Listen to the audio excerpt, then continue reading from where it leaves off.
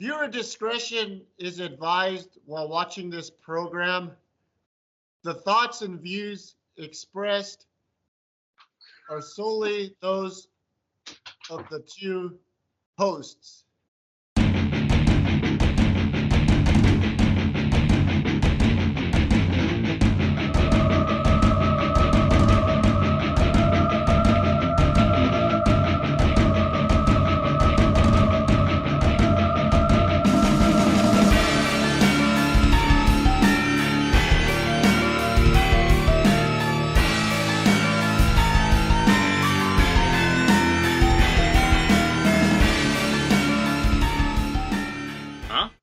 I'm not frozen, am I? You're not frozen.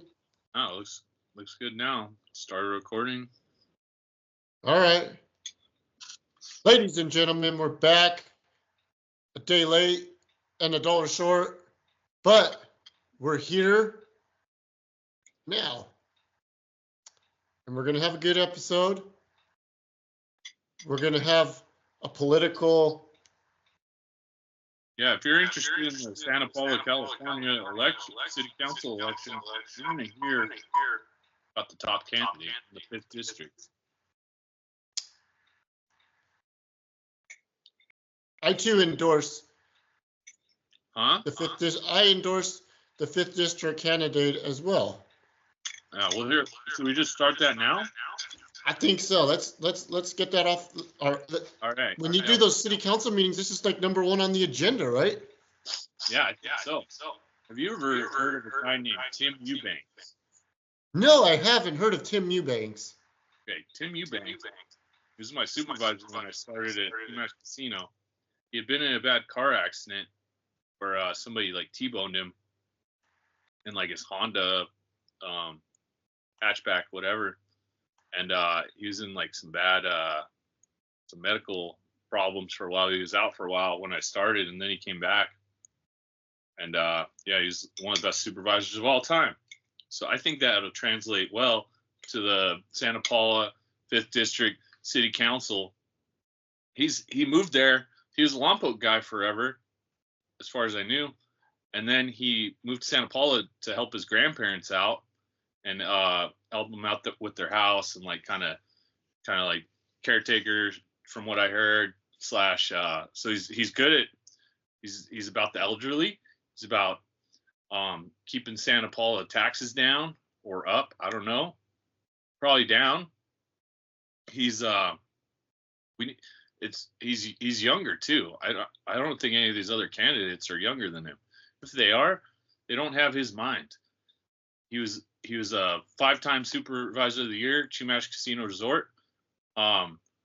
He used my megaphone to call out people when their cars came up. Great innovations. He's an innovator. And one time, House helped you that one time.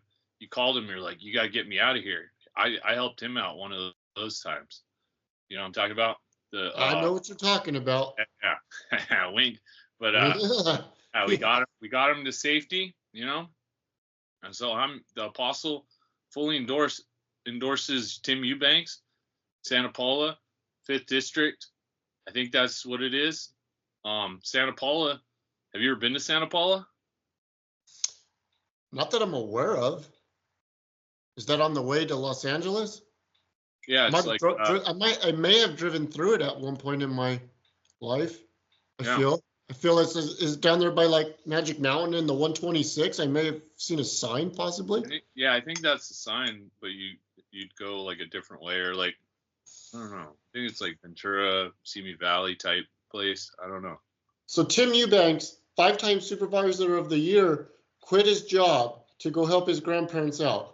I mean, who does that? What a man! What a great man this Tim Eubanks is. That can bring change to little towns like Santa Paula. We want to keep Santa Paula clean and green, so you need Tim Eubanks. That's what I say. The Songbird also endorses this man, Tim Eubanks. So Tim Eubanks, you have my vote. Let's vote. Let's keep Santa Paula moving up into the future. Tim Eubanks 2000. Tim Eubanks in 2024. We don't have to make Santa Paula great because they've never been great to begin with, but he's gonna change the game. Game changer. Mm-hmm. Raise the bagel. We'll put the cool soundtrack behind this. This is gonna be great. I can hear that soundtrack as you just mentioned that. I thought, wow, we're gonna put like a 2024 on our background. Oh yeah, that'll be good. And the trumpets are gonna be playing. Oh yeah. It'll be like world famous podcast. Apostle Songbird is the endorsement. I mean, we've given Trey Turner all kinds of publicity. Why can't we give Tim Eubanks publicity? Yeah. He's a much better human being than Trey Turner, from what I've heard. Trey Turner's a jerk. He really messed things up for Philly recently. He's trying. Did you get that graphic I sent you yesterday? In his last 3 playoff games leading up until yesterday, he came through, but he was 0 for 16 in his last 3 playoff games. And then yesterday he managed to get a couple hits. And then he ended up, no thanks to himself. Well, he managed to get himself on base at the end of the game, and he did score the winning run. But I gotta say, as much as I hate to admit it, and as much as bad as I've talked about the Mets for the better part of 5 years, the Mets have tremendous heart, and they are just like playing some baseball, like some really really good baseball they're playing right now. And they kind of remind me a little bit of how the Phillies were 2 years ago when they went on their run to the World Series. That's how the Mets are playing right now. Hopefully the Phillies can cut the head off of the snake. And tomorrow's game, Aaron Nola has to pitch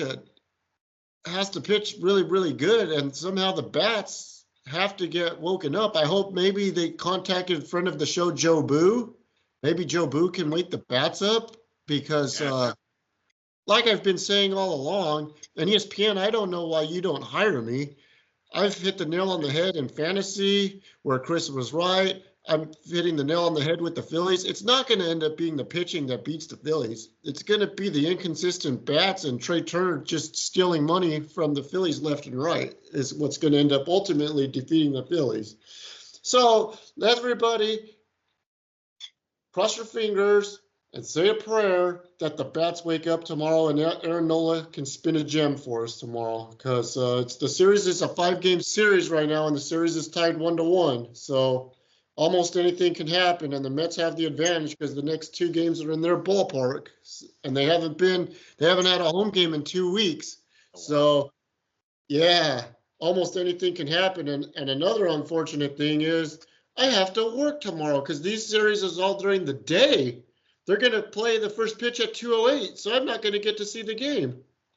So seems dumb. Most unfortunate. They're going to have to do it without me tomorrow, and maybe that could be like good luck. Maybe it'll be good luck that I'm not watching, because it was brutal for me to be watching the other day.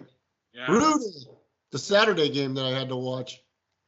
But playoff baseball, it's pretty good. It's pretty intense. Like, I've always been a big baseball fan, believe it or not, but like playoff baseball just amps up. Like every pitch matters. Like every pitch, every at bat matters. So very intense. Very good baseball. And that Mets Phillies game on Sunday, I guess critics are saying, was one of the best baseball games that have been played in quite a while. So we could go for a blowout, hopefully on the Phillies end. Hopefully the Phillies bats wake up. Hopefully Joe Boo puts a spell on the bats and the bats wake up a little bit tomorrow. No. And that's all I got to say about that topic. Oh, I'm not like a baseball fan, and I've never been to a game other than like a high school game or something. And then,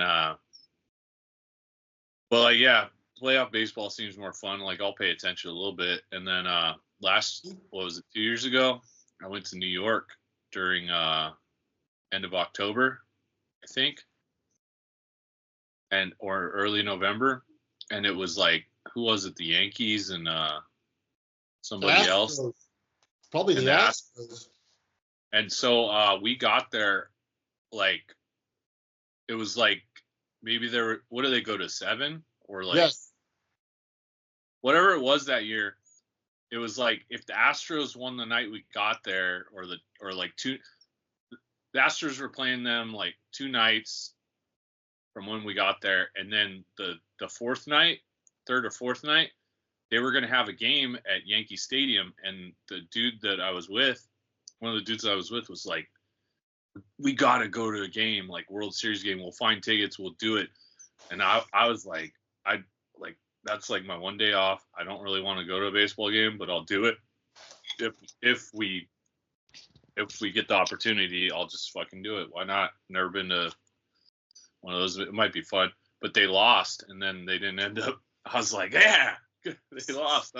Because I didn't want to spend the money. Mostly, it was gonna be like $1,000, I think, to go. Oh wow. Or like something crazy, like at least $300. And I was like, I'm not making that much money here. But that would have been cool for you. The first baseball games at Yankee Stadium in a playoff game. I mean, that's like a mecca.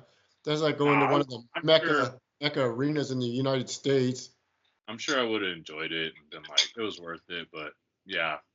Do you see now that you've set up roots over there in Las Vegas, when the A's get there, do you find that you may or may not end up in going to some baseball games with the A's once they settle up over there in Vegas?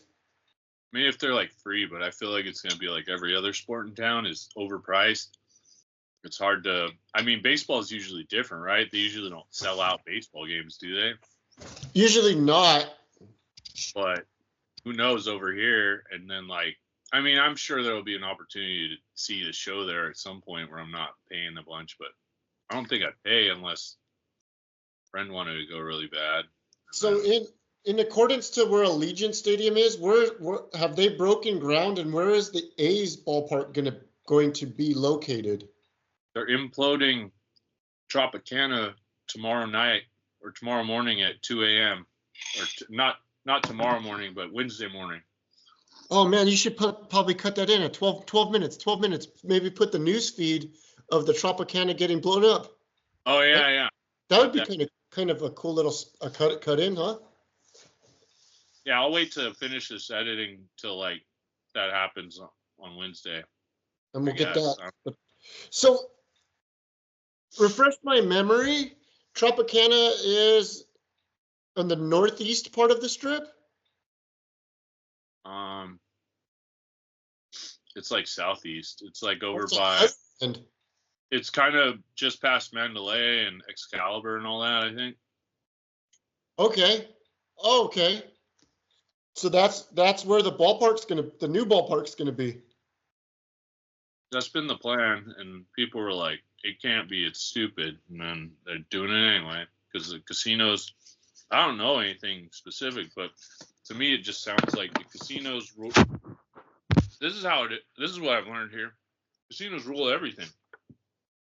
Reason Allegiance where it is.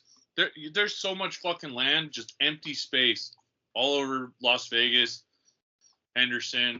You go north Las Vegas, whatever. Well, even right there on the 15, past where they built Allegiant, right? If you go 2 miles, if you go 2 miles down the road on the 15, all that stuff is not developed. They really could have built a huge. They could have. There's all this area, like it's Las Vegas Boulevard.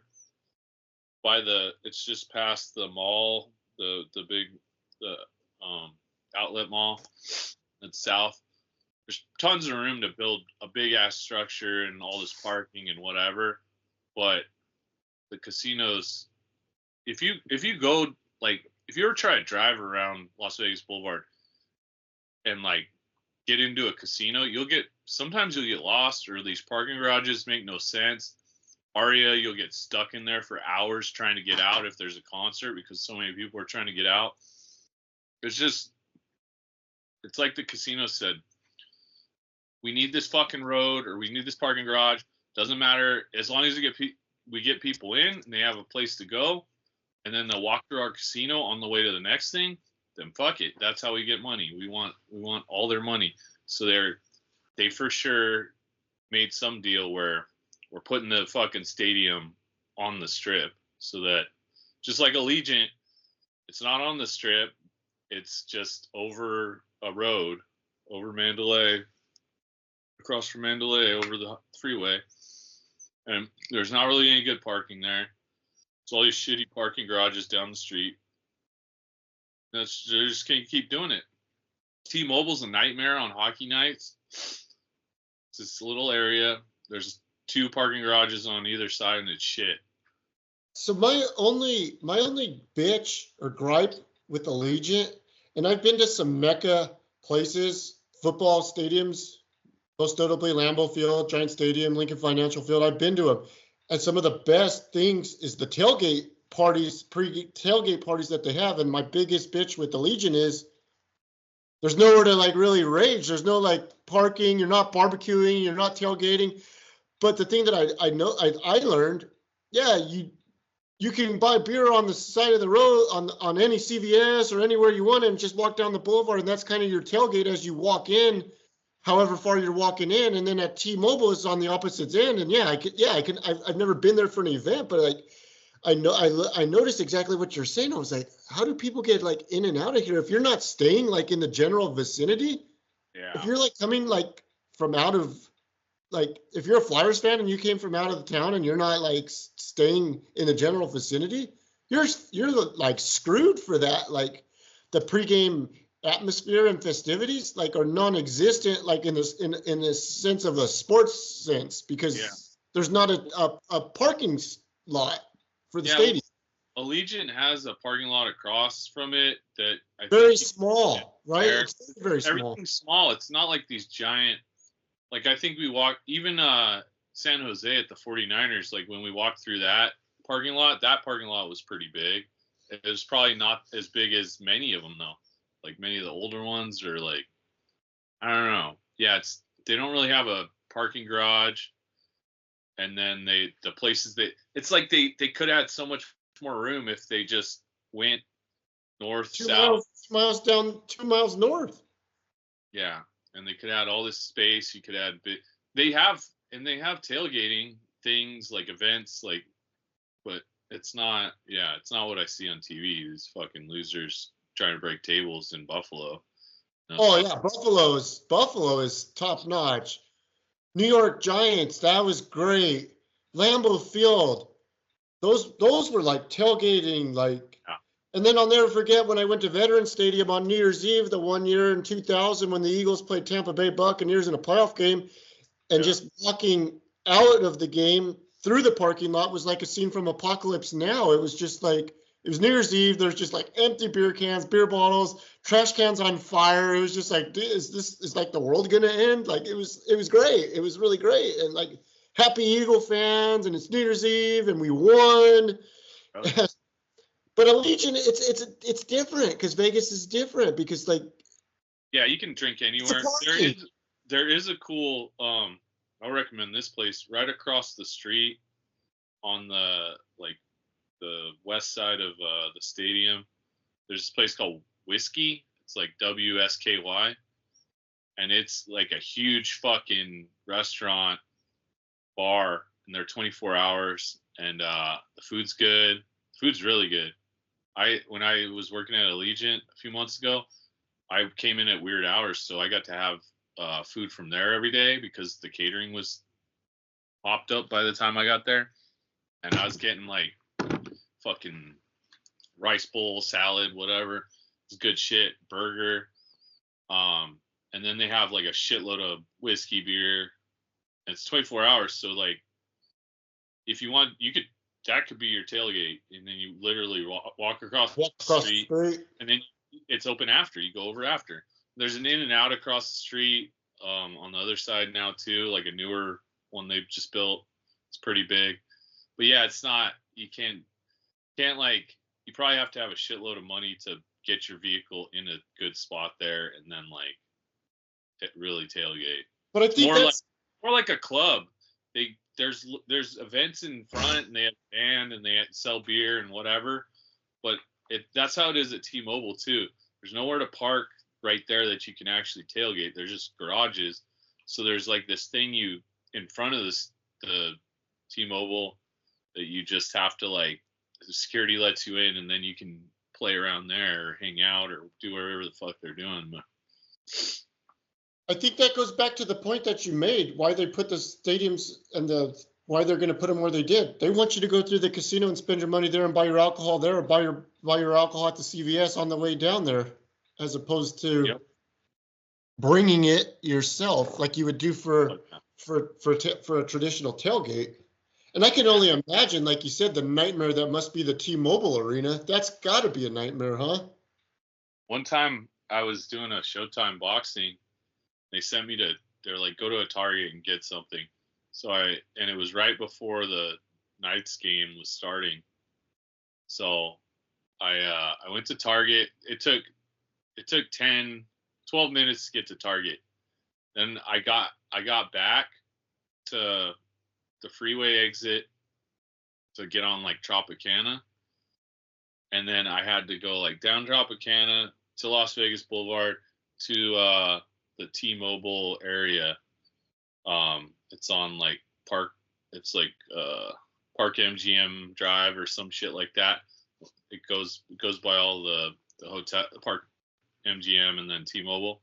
It took me 12 minutes to get to Target from there. It took me like an hour and a half to get back into parking, because the road was just, you come off Tropicana, there's like the lanes aren't moving. You're just sitting there because everybody's trying to turn in their Ubers, taxis, people that are going to the show.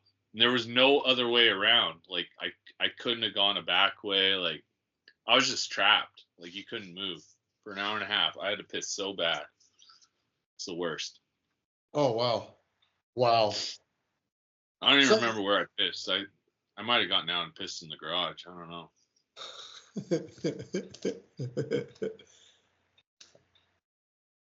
The other day, something similar happened to me. I was driving home from either Oakland or Salinas the last couple of weeks, and we stopped at a gas station, and the bathroom was out of order. So then there was a Burger King across the way, and somebody was in it, so I just let out and whizzed in the sink. I hate to admit it, but I really had to go, man, and peeing my pants wasn't an option. The sink's probably better than. I washed it out. I mean, I rinsed it out the best I could. I didn't like have any splash. Less splash. Yeah. No splash, no backsplash. That's great. That's a great idea. So I am proud to report the griddle. I made tacos on the griddle. I haven't done the cheesesteaks yet, and it came out really, really good, the tacos. The only thing is, I turned the tortillas into tostadas, so that wasn't good. So it's still a bit of a work in progress with the temperature, but that thing got hot as Hades and made some really, really good tacos. So our Wolfpack Christmas party might be a good, I don't know, man. We have different options. And I'm proud to say that the ribeyes are on sale this week for $8.99 a pound. So I'm going to get some ribeyes. I haven't had a ribeye steak in I don't know how long, but I'm ready for a ribeye. Nice big 2-inch juicy one. Oh, I could taste it right now. Yeah, that sounds great. Oh, that thing was good. And until 2 weeks from today, I'm leaving for vacation to go to Cancun. So I've been training. Yeah. I've been training really, really hard. I've been losing some weight, been getting some cardio. My pipes are getting a little bit bigger. Yeah. I don't know, man. Sucks. I haven't had any candies and like. Ooh, yeah. Is your diet? You working on the diet too? I've been working on the diet and haven't had any candies. Oh. And sometimes I feel like I could use some of those candies to eliminate some of the pain I'm having in my back. And. Oh yeah. But it'll be worth it when I get to Cancun, hopefully. 2 weeks from today. 2 weeks from today. Exciting. We're going to have a hiatus for a week. Oh, yeah. Maybe we'll bank a couple episodes. Oh, yeah, that's a good idea, too. Do 2 in a row one night or something, or 2 in a row. Yeah, we'll have to change our shirts and stuff. Yeah. That'll be good. Yeah. So Damn, I was thinking I might go to Lompoc that weekend, but I the don't know. the 21st of October. Maybe because I'll be back to Saturday. There's UFC. There's UFC from Abu Dhabi that Saturday. Yep. I'll be back Saturday. Oh, okay. If I go, I'd probably fly out. I mean, Friday's the 18th, and then Saturday's the 19th, Sunday's the 20th, right? Yes. Oh, the weekend before I go. Oh, okay. That's yeah. Yeah. That works good. I have to look at how I get over there, but we're having a sale at work on the 18th, and then after that, A sale, a warehouse sale. a lot of good stuff. Are you allowed to discuss the warehouse sale? I'll let people know that maybe I'll invite Il Taco. I'll send him to come by, but it's during the day, so I don't know. Like, it's on a Friday during like from 9 to 5 or something, you know. So like, if people work normal hours at all, then they're gonna be kind of fucked on it. Well, they'll have to go at lunch. Yeah, there's a lot of shit though, like a lot of shirts and pants and shorts and clothing. old action figures, but did you get to watch the UFC this past weekend? Yeah, I watched it at my friend's house. Alex Pereira's the man. Yeah, he didn't look great in the first 2 rounds, but then he was like, "Yeah, I was just like that was my strategy to tire him out." I was like, "Oh, okay." So he was. That other dude fought hard. Roundtree, he made Alex Pereira uncomfortable, and I think that's what you have to do. But eventually, Alex Pereira's just going to turn your lights out. Alex Pereira's some bitch, man. He's a tough son of a bitch. I wonder if he'll get fought by anybody. Like he looks unbeatable, but Adesanya got him that one time. He caught him, knocked him out. So you never know. But he beat Adesanya twice, right? Yeah, he beat him in a kickboxing thing a long time ago, and then he beat him for the title. Oh, he's only got one UFC victory over him. I think so, and then Adesanya beat him, and then they never fought again because I don't know. Well, the thing that I think didn't do Alex Pereira any favors because he fought him at 185, right? That's not his like good weight. I mean, it was his weight, and then he's like, I could go up, and he started doing light heavyweight, and then so he's heavyweight too. His championship is at 205, right? Yeah. But then the day of the fight, he was back up to like 235 or something. Yeah, he's a big guy. He probably walks around at what, 230, 240? Probably. He said he could do heavyweight easy. I think he would knock out frickin' John Jones. Yeah, I don't know. We'll see when he fights Stipe, but I think Jones is old and like probably doesn't want to fight anybody that'll beat him. Especially not that guy. That's why he's Stipe. And they already said that if Jones or Stipe dips out, then that other dude, the British dude's gonna step in. Aspinall. And then if whoever wins is gonna either fight Aspinall or retire, and then Aspinall will be the champ. So it's just kind of like why would unless Jones has like something up his ass, like he's probably not gonna fight Aspinall. This might be his last fight. He's probably only going to want to fight like the biggest money fight he can if he does fight again. But the biggest money fight he could fight is Alex Pereira. And I said Alex Pereira wants to fight one more time this year. He wants to fight in December if he can. I don't know about that. Really? I'm sure well, I mean, he's one of their bigger stars now, so might as well. But I don't know. Dana's like, he's already fought 3 times, so like, yeah. Unless somebody falls out and he really needs it, I don't know that Dana wants to wear out, or like UFC wants to wear out one of their stars like that. Like, what if he gets caught? It's better if he wins all his fights for them right now. Unless it's somebody like, I don't know, who's Jones. Jones is good, but then if Jones like retires, then it's like, oh, like we don't have any stars. Like they probably at this point rather Pereira beat Jones if they fight. I would think, but I don't know. I agree. Or they could do Alex Pereira and Adesanya for the 3rd time, one apiece.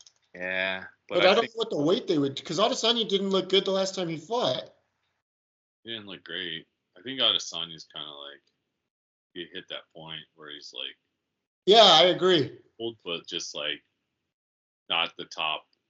Because I don't think Duplessis is that good. I don't know. He's one of those guys that's like well-rounded, so well-rounded with everything, but he's not excellent at anything. He's just kind of like, oh, he's pretty good wrestler, pretty good striker, pretty good. But it just all works out to be a good fighter at the end of the day, I guess. I haven't heard when Islam's supposed to fight next. I haven't seen anything about him. Or is he in Ramadan or? I thought he was fighting in somewhere. Let me see. Because I don't remember the last time he fought. Let me see. I mean, he didn't fight that long ago. Was it against Chandler? Charles? Charles Volkanovski, was it? It might have been Charles Oliveira. Oh yeah, maybe. Let's see. He fought Poirier in June. So he just fought kind of. Oh, in June? Yeah, he just fought Poirier in June.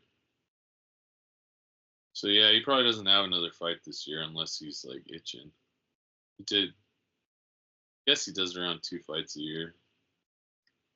October is usually when fights. Let's see.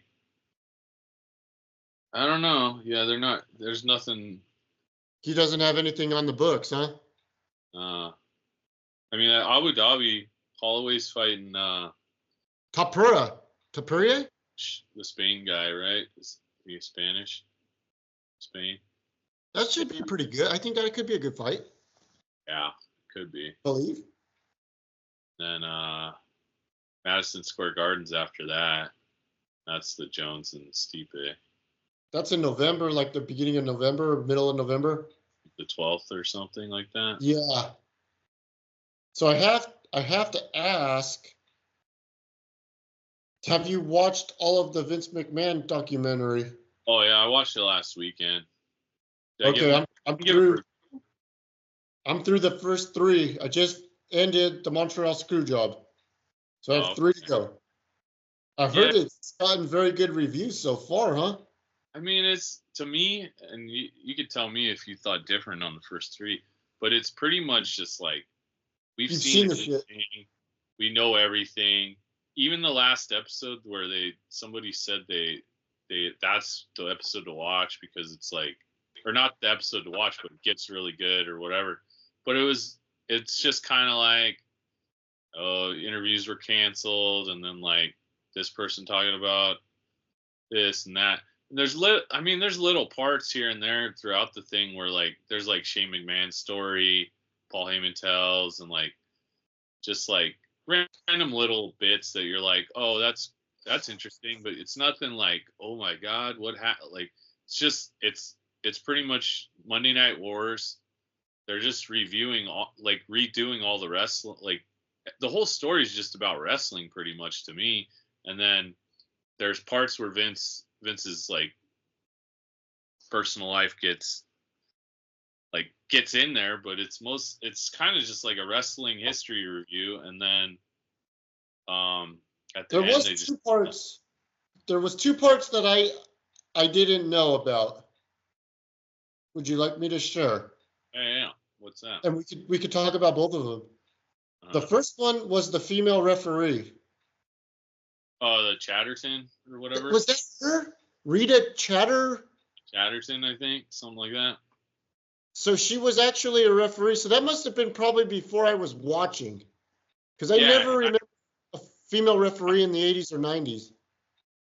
Yeah, it was like in the 80s, right? And then it was, I guess, I didn't know, I thought it was just like a lady ref, but it was kind of a gimmick. I thought it was just a ring announcer that's who I thought that was. Yeah. So she said, and it's fresh in my mind because I just watched it within the last maybe hour, that she had back then a $500,000 contract, and according to, I think it was Meltzer was saying that if you want to keep this $500,000 contract, when Vince was giving her the deal, that she had to satisfy Vince, and she wasn't satisfying Vince. And then Vince comes out and admits that there was a deal, but it was all consensual. And then the statute of limitations had passed, which I thought, like, he's admitting wrongdoing, but that was a weird comment. There's nothing you can do about it. Even if there was anything, the statute of limitation, like, why would you even say that? That's weird. It's like you're just trying to show off, but it's like a stupid thing to say. It's like, well, you're admitting you did wrong. Yeah, that's pretty much what you said. Like, even if I had assaulted this lady, then she can't sue now. Like, but then there was like they talked about that, where there was like a judge came out with a court came out with a thing where, like, statute of limitations was off for, like, you had like 3 months or a year to, like, file something, and then she was gonna file, and then he paid her off again. It's like, oh, okay, well, didn't he pay her off again in 2023? Yeah, that's what I'm talking about. There was a thing. That was the $3 million one? I think so. I don't know. I don't know. There was definitely a time where, like, she came out, she was gonna sue again, and then they gave her more money. She did seem kind of, like, disingenuous in those clips, though, to me, where she was, like, fake crying or whatever. It was like, okay, is she just trying to get money? But I don't know.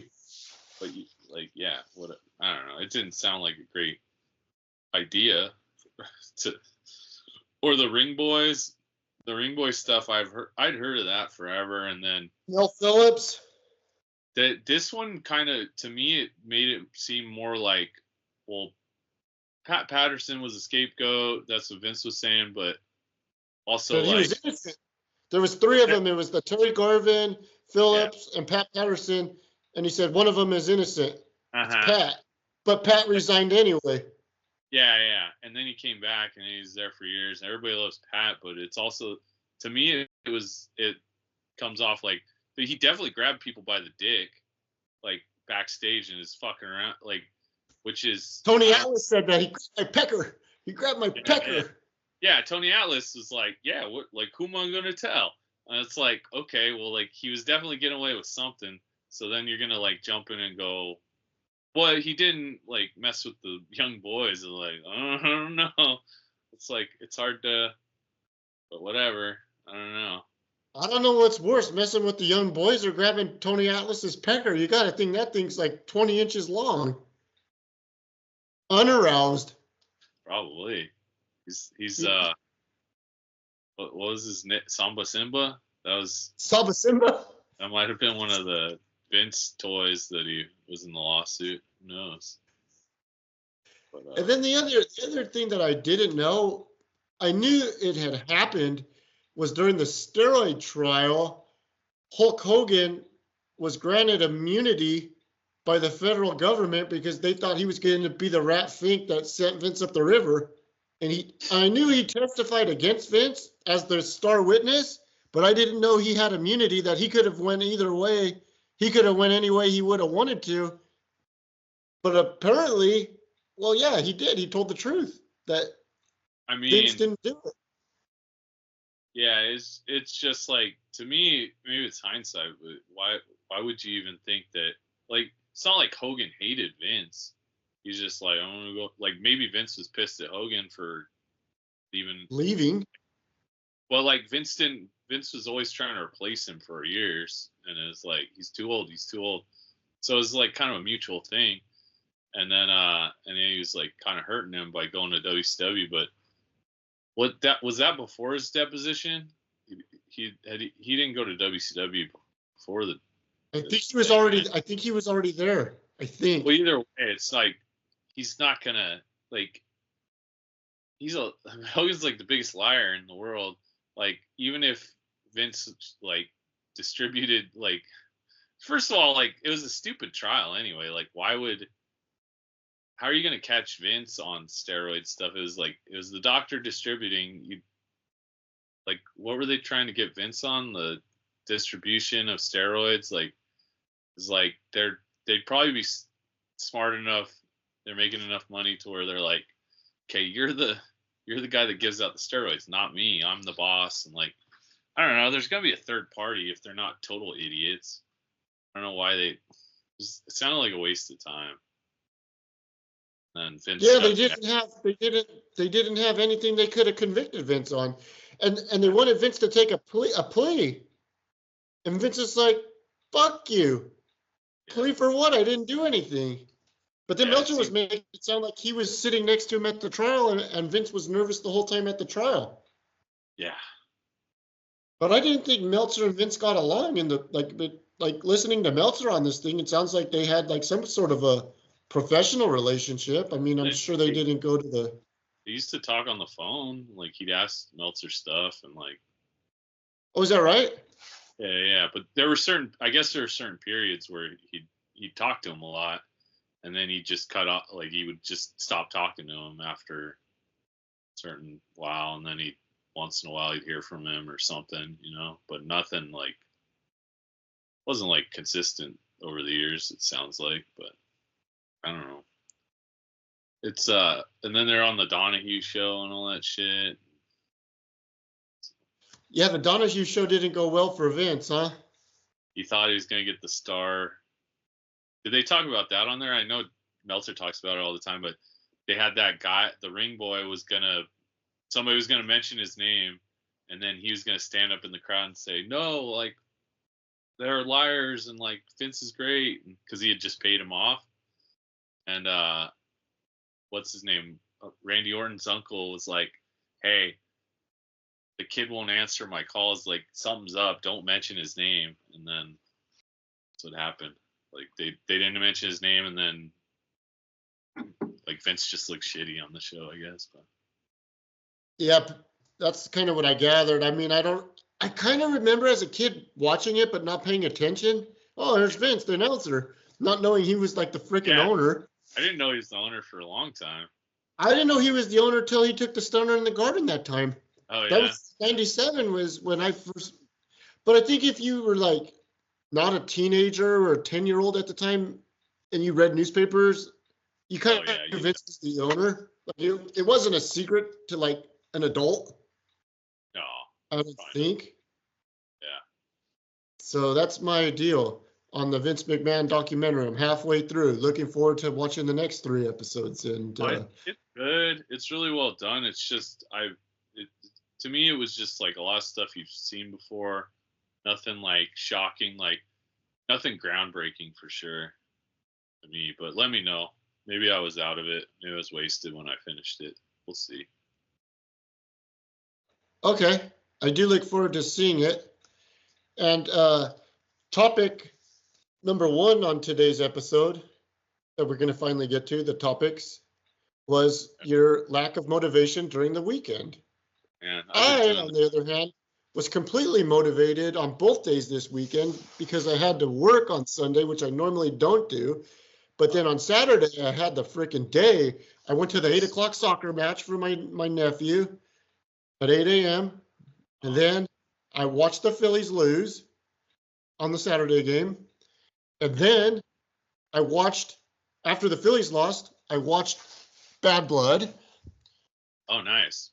And then when Bad Blood concluded, I went to Food Code to buy the remaining remnants for my tacos that I made. So I bought cilantro and onions and Chef Morito seasoning.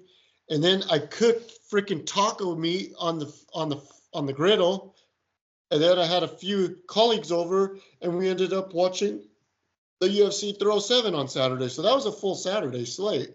And then I had to go to work Sunday. So I was decent weekend. But you, my friend, apparently were completely unmotivated. Do you share? Let me share what I did.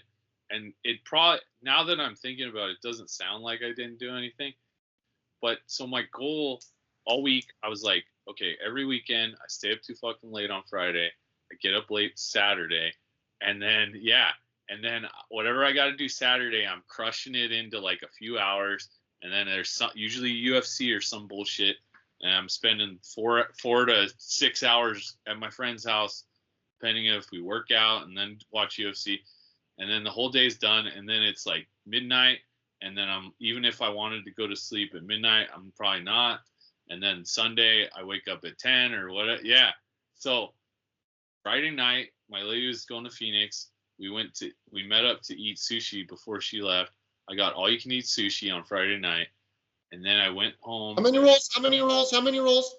I think I did 6 or 7. Jesus Christ. Crushing. I mean, I've done 7 or 8 or more before, but I've learned with or without performance enhancing supplements. No performance enhancer. It was all clean. I just had gotten off work. You know, I ate. Long day. It was probably hot. Yeah, it was pretty good. Probably hungry. And you stayed hungry because you skipped lunch because you knew you were gonna have all you can eat sushi. I didn't know. Because this was the last night, and I was like, we ended up at the sushi place, and I was like, I'll get something cheap, and then I was like, all you can eat's $33. Mine is it's expensive, but it's like if you buy 2 rolls, you're already at $20. You're at $30. Yeah. So I was like, fuck it, I'll just get this is the value, and I can do 6 and then get an ice cream at the end, deep fried green tea ice cream, and then I wasn't too full. I was like, I was full as fuck, but I was like, okay, good. And I went home. I don't even think I worked out. I was like, I'm gonna skip workout, and then just like drinking and watching videos, getting in. Like, dude, you can eat 6 rolls, still have a little room for ice cream, and then drink, dude. If I eat that much, I can do it, but I ain't worth a fuck for a day and a half. No, I thought that too, but I think I stuck to whiskey. I wasn't really drinking beer. Okay. I might have worked out after. I don't know. I can't even remember. When you have your rolls, do you have beers with the rolls? I have in the past, but this time I was like, well, I'm driving. Like, what kind of beers do you like with your rolls, man? One of the freaking Sculpin or one of the Sierra Nevada Pale Ale, those are good with sushi rolls, in my opinion. Comment down below what beers you like to have with your rolls in the comment section down below. Yeah, that can be good. Usually I'll just get like a Kirin or a Sapporo because it's there. Oh, the traditional Japanese. Yeah, but yeah, I see what you're saying. The Sculpin could be really good. Oh, the Sculpin, that's my favorite. Or a Pliny. If you know what? If Pliny in the rolls, oh, budge. On my way home that night, I got a Imperial Torpedo. Ooh. I drank that. I drank whiskey. I kept doing that thing where it's like, oh, it's 2 a.m. I'll just stay up till 3. And then it's like 3 a.m. I'll just stay up to 4. I think when I got to 4, I was like, you know what? I'm staying up till 6. I stayed up till 6 a.m. Fucking just drinking and whatever. And then here's the other thing. I was supposed to take care of my neighbor's dog all weekend. So Friday night at like, before I started drinking all crazy at like 9 or 10, I fed the dog, walked him, whatever. Then I think before I went to bed at 6 a.m., I went and fed the dog, walked him, and then I went laid down, and I was like, maybe I should get up and go to I'd been planning to go to garage sale all week because I was like, that's like a reason to get up early and go to the fucking garage sale at 7 a.m. And then just, even if I don't buy anything, I'm up, I'll have a coffee, whatever. The plan went out the window at 4 a.m. when I was like, I ain't getting up. I'm feeding the dog. I'm staying at home. Not going anywhere all weekend besides to watch UFC. So then Saturday morning, slept from 6 to noon, and I got up. My friend wanted to work out, but I was like, nah, I'm going to work. I worked out in my alley with my shirt off because I'm trying to get a tan for didn't really work, but tried to get a tan for the wrestling show this week. Just worked out in the alley, as like jumping rope, like lifting weights, whatever. Nobody's around. It's just a bunch of old people in my neighborhood. And then, so I did that until about 6. Started drinking a little more because I was Ubering to my friends because he lives really far away. It's like a $20 Uber. But I was like, I'm not going to like go to my friends, have like 4 beers and then have to drive and just feel weird. And like, I don't know. I'm just afraid of either crashing or getting a DUI or anything anymore. So I just Uber. But so we watched UFC, didn't eat the whole time, just drank. He was talking like he was gonna fire up the Traeger, and then like the meat wasn't ready. Like, I don't know, he did it late or something. I don't know what the fuck happened. So then, after the UFC, I Ubered, and I was like, you know what? I got $4 at Chiba Hut. I'm gonna stop at Chiba Hut on the way home. Ubered to Chiba Hut, got a meatball sandwich, Rice Krispie treat, and a giant chocolate chip cookie, and I got a beer because I don't even remember what beer I got. I gotta figure that out. But then ate all that, then Ubered back to my place, and I think I went to sleep at a decent hour. I see myself on the security camera. I definitely went and fed the dog again that later. I'm pretty sure I went to sleep at like noon. So then I didn't get up to like, I don't know, like 10-ish the next day. But I was like, I ain't doing shit today. Like, even the podcast, I was like, we're supposed to do podcasts tonight. Where'd you do live call-ins? I was ready. I know. I feel bad because but I started watching, like, I worked out in the alley again. And then I just sat around, ate here. And then I watched one episode of there's this thing called, on Netflix. You can watch this one too. It's called, what is it? Is it about the Japanese girl? Yeah, Queen of Villains or something like that. About Dump Matsumoto. I watched the first episode. It was pretty good. And then I was just like, yeah, I'm just gonna go to bed. Went to bed. So it's like there's a lot of shit that happened, but so I got all these fucking posters I gotta hang up. And I'm like, I'm gonna hang up this poster. I'm gonna like fucking clean shit off the floor in the toy room, like get it. So now I'm like fuck, I didn't accomplish any of these tasks. So I went on a fig hunt. Oh yeah? Well, I went to Walmart. Nice. And you know what they had that I was like shocked. They had figure of the week coming soon. I didn't end up getting it, but they had an RVD, like a classic Superstar RVD, which I thought was kind of cool.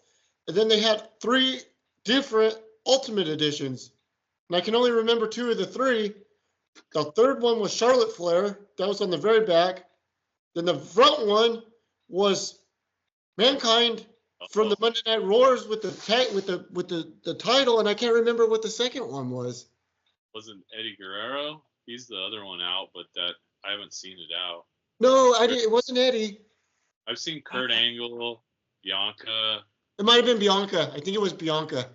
I've seen those around a lot. I haven't seen the Eddie yet. I'm supposed to get the Mankind and Eddie. So is the Mankind, is that a big deal? It's, you know what it is? It's like the night he won the title when the ratings turned, and it's like soft goods t-shirt. It has Sacco? It has Sacco. It's supposed to be really good, but it's also like when I'm kind of like, not that I regret buying it, but I'm like, I got quite a few Mankind's, or I got at least 2 Mankind's that look like that, and I think the Hell in a Cell one is like the best one.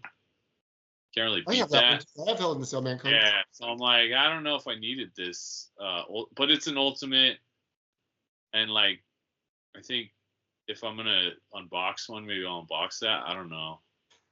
So I guess where I was going was like that. Like, did I just go to Walmart on the right day that Mankind was there? I don't know, because I've seen it at a lot of places too, and I don't know if it's just not selling. I think some of when they do restock shit, some stuff stays up longer and is not as in demand. Like, but it's hard to say because some places I'll go and I'm like, did they never get any, like Sandman figure of the week 2 weeks ago? I haven't seen that on the shelves at all. I've seen the other figures in the line, but it's like somebody just specifically bought all the Sandman up and then they're gone. And like with the Warrior that I was trying to get for you too, I didn't see that one again. Like it, and I've seen a lot of tugboats though around. So maybe it's just like we've hit like a phase where it's like certain figures are gonna just not be available once they'll put like one out and then you won't see it again. I don't know. It's hard to say. I'm sure we'll come across that Warrior eventually, right? Yeah. It's not the biggest deal in the world, I'm sure. So without further ado, Figure of the week. This week.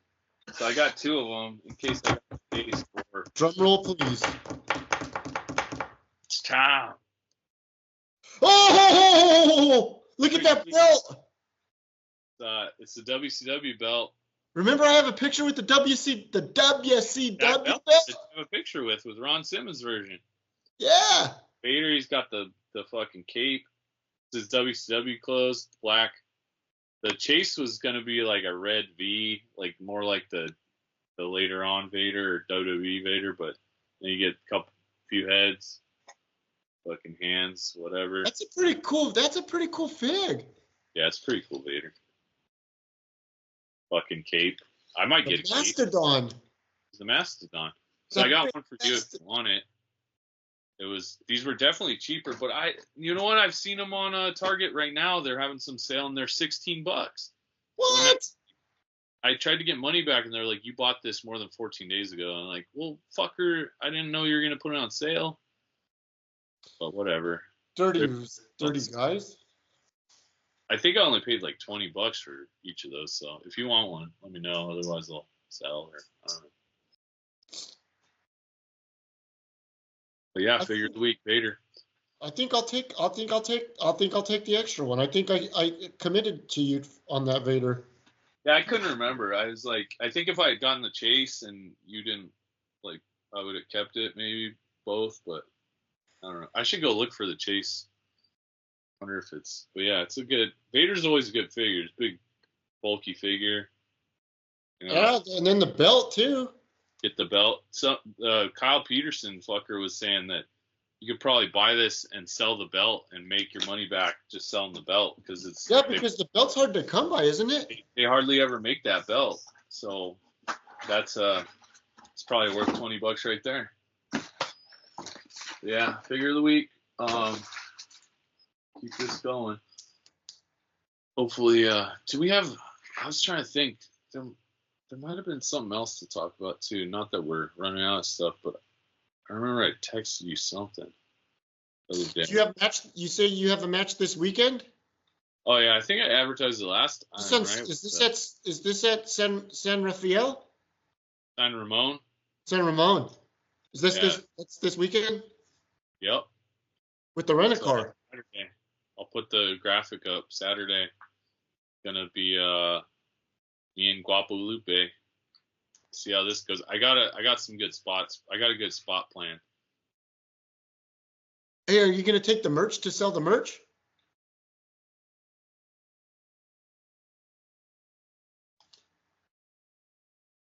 Uh-oh.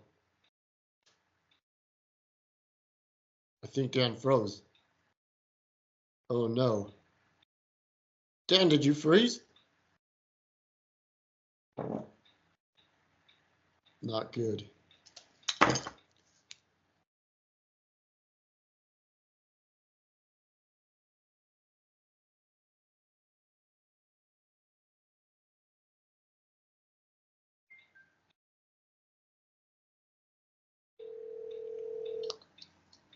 Hello? I think you froze. Yeah, my computer's totally frozen. Oh, it's you? Yeah, I think so. It's like nothing's moving. The mouse won't move. Hey, so I have you on speakerphone. I wonder if it's still recording.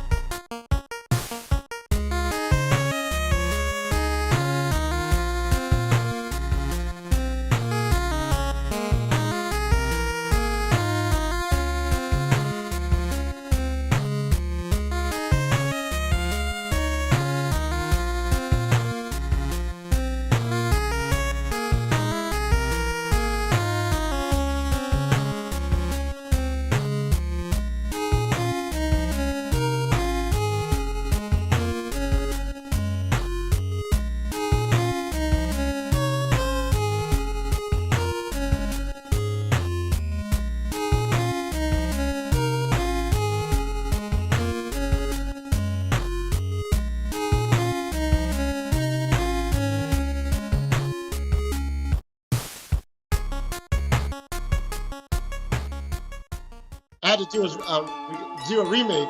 Hey, and the Songbird doesn't always sing either. They just Fly, eagles, fly, fly, fly. On the road to victory. Fly, eagles, fly. Score a touchdown, 1, 2, 3. Hit 'em low, hit 'em low. Hit 'em high, and watch our eagles fly. Fly, eagles fly, on the road to victory. E-A-G-L-E-S, Eagles.